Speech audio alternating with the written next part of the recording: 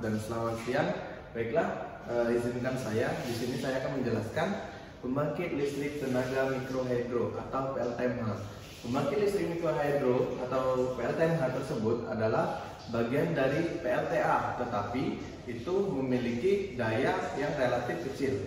Baiklah, yang selanjutnya, di sini ada gambar PLTMH. Jadi PLTMH tersebut memiliki bagian-bagian. Yang pertama di sini ada pipa penstop, yang selanjutnya di sini ada turbin dan juga ada generator dan ada kabel untuk pengeluarannya. Jadi yang pertama, energi air tersebut masuk di bagian turbin. Jadi turbin di sini berguna untuk memutar poros dari bagian generator. Yang selanjutnya generator menghasilkan energi listrik. Oke, yang selanjutnya, jadi di sini ada diagram alir penelitian, di mana di sini kita menganalisa bagaimana sih untuk mendapatkan daya listrik pada air.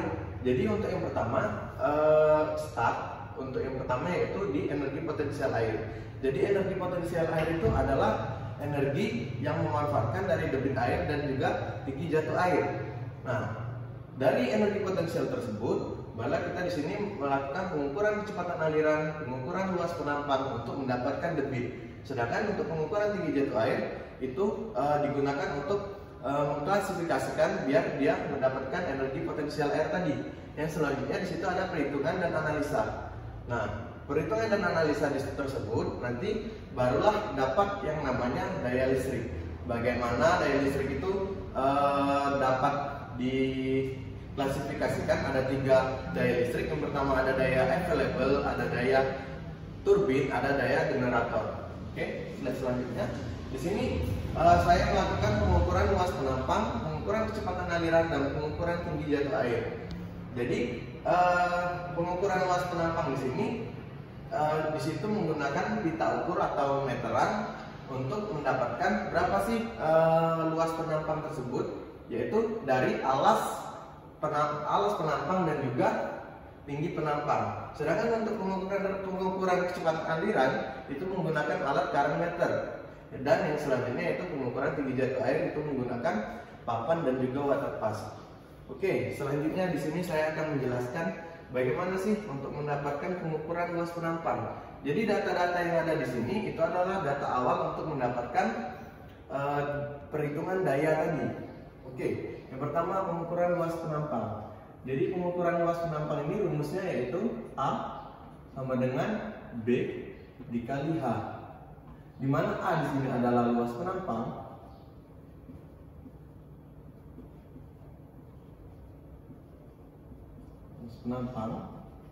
yang dimana di sini adalah meter kuadrat. Sedangkan untuk yang B itu alas penampang.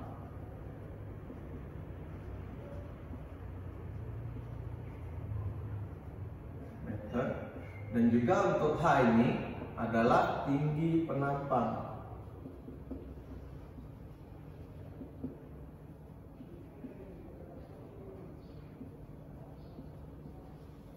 Oke, berarti di sini untuk rumusnya, di sini kita asumsikan untuk alasnya itu 2 meter ya, 2 meter, dan juga untuk tinggi penampangnya itu kita asumsikan 1 meter.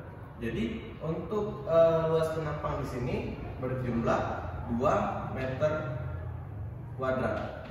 Oke, ini mendapatkan nilai kecepatan, mendapatkan nilai dari pengukuran luas penampang. Ini luas penampang. Ini luas penampang. Untuk selanjutnya pengukuran kecepatan aliran. Karena kita pengukuran kecepatan aliran menggunakan alat current meter, di mana jumlah kecepatan alirannya bisa dilihat di display pengukuran di display alat current meter tersebut. Maka di sini kita asumsikan saja ya. Jadi biasanya di sini kita asumsikan 1 meter per detik. Oke, ini untuk kecepatan aliran.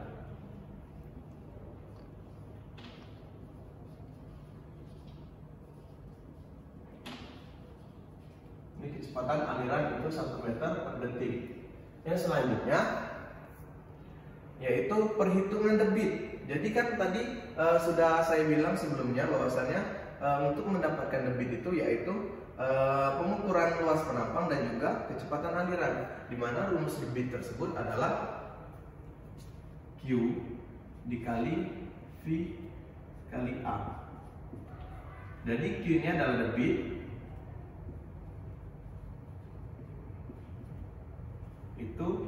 debit itu meter kubik per detik. Sedangkan untuk V tadi kan sudah kita dapatkan dari kecepatan aliran, yaitu 1 meter per detik. Yang selanjutnya di situ, oke, salah ya, kita ini dulu. Jadi ini tadi V tadi yaitu kecepatan aliran ya, kecepatan aliran. Baru setelah ini kita masukkan nilainya.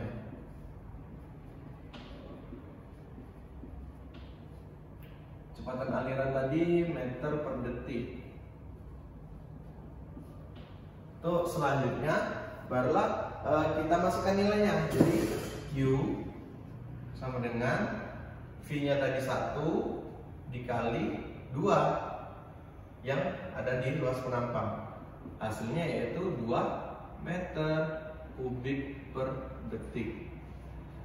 2 meter kubik per detik. Jadi untuk debitnya itu 2 meter kubik per detik. Nah, untuk pengukuran tinggi jatuh air, ini untuk debit ya. Untuk pengukuran pengukuran tinggi jatuh air itu dengan cara metode persegi panjang atau menggunakan tongkat yang di situ digunakan menggunakan pita ukur juga ya, dan juga water pass. Jadi seperti ini. Misalnya di sini kita asumsikan sungai kan biasanya seperti ini ya. Kalau misalnya itu di pegunungan. Jadi misalnya di sini ini untuk jalur water passnya. Ini untuk jalur water passnya. Ini untuk jalur water passnya. Dan di sini untuk tongkatnya. Nah, jadi di sini water pass.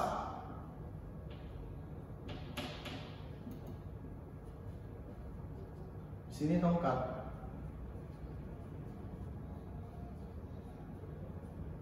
Nah, di sini tongkat. Jadi seperti itulah untuk metode pengukuran tinggi jatuh air. Nah, kita asumsikan kembali untuk nilai tinggi jatuh air itu 10 meter ya. Tinggi jatuh air di sini kita buat 10 meter.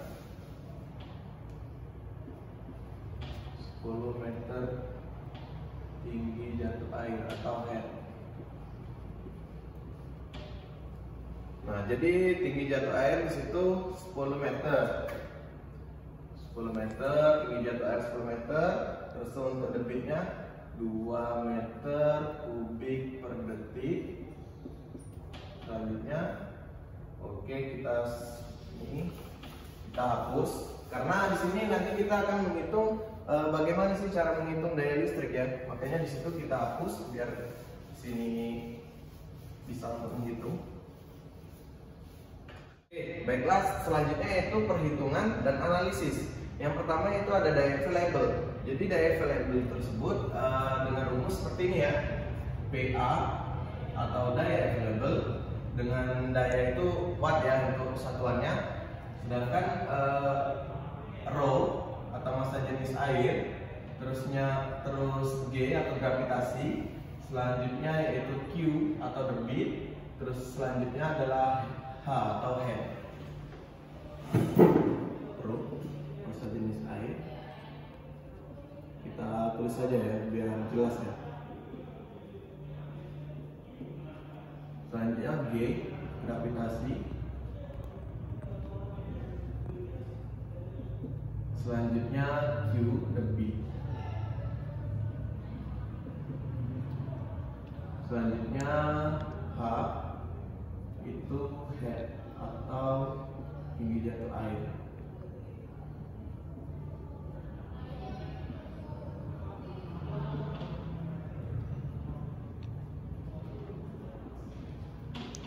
Oke, selanjutnya kita masuk di nilai PA. PA di sini dari rho dulu ya, rho-nya itu 1000 atau massa jenis airnya itu 1000. Selanjutnya gravitasi itu 9,8. Selanjutnya itu Q-nya 2. Selanjutnya 10 meter itu untuk head atau tinggi jatuh airnya. Oke, kita hitung menggunakan kalkulator. 1000 dikali 9,8 dikali 2 dikali 10, hasilnya itu 196.000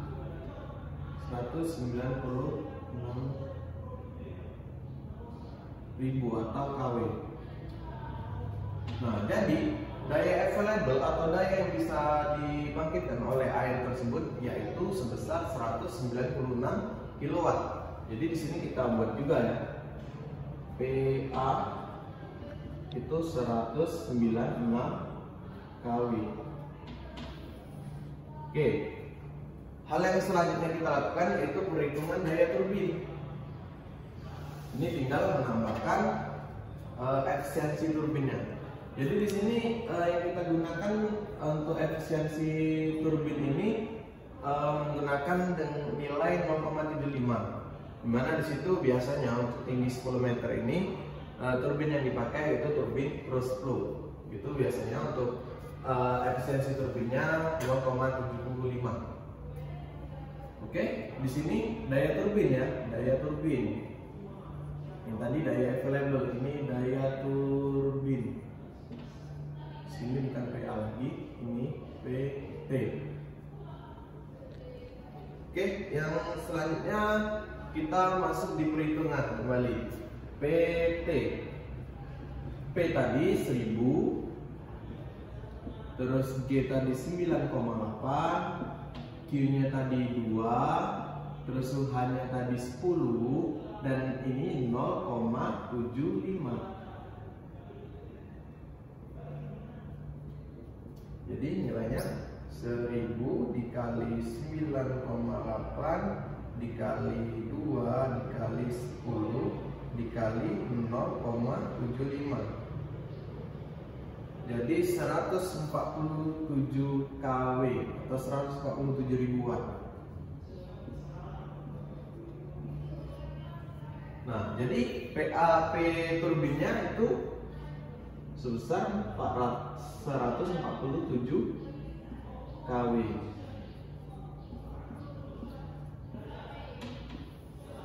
Yang selanjutnya yaitu daya generator atau P generator ya. Generator ini kita hapus menjadi daya generator.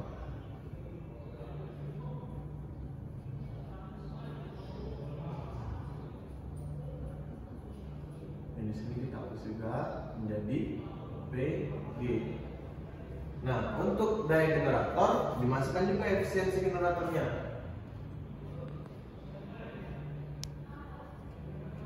Jadi misalnya di sini kita masuk di perhitungan lagi, PG, P-nya tadi 1000, gravitasinya 9,8, selanjutnya Q-nya 2, H-nya 10, ininya 0,75 efisiensi turbinnya. Selanjutnya untuk efisiensi generatornya 0,75 juga.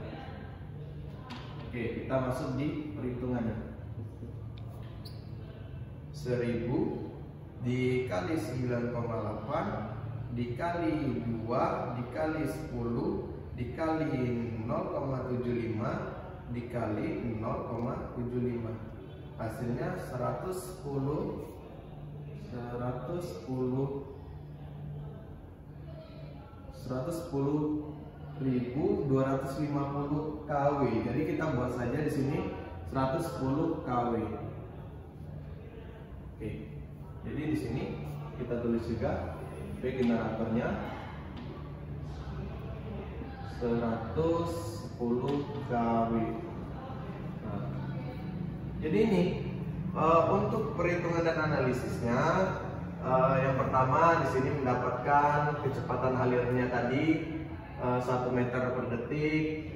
Lalu untuk luas penampangnya tadi 2 meter kuadrat. Dan yang selanjutnya di sini mendapatkan debit dengan nilai 2 meter kubik per detik, dan juga daya available-nya 196 kW.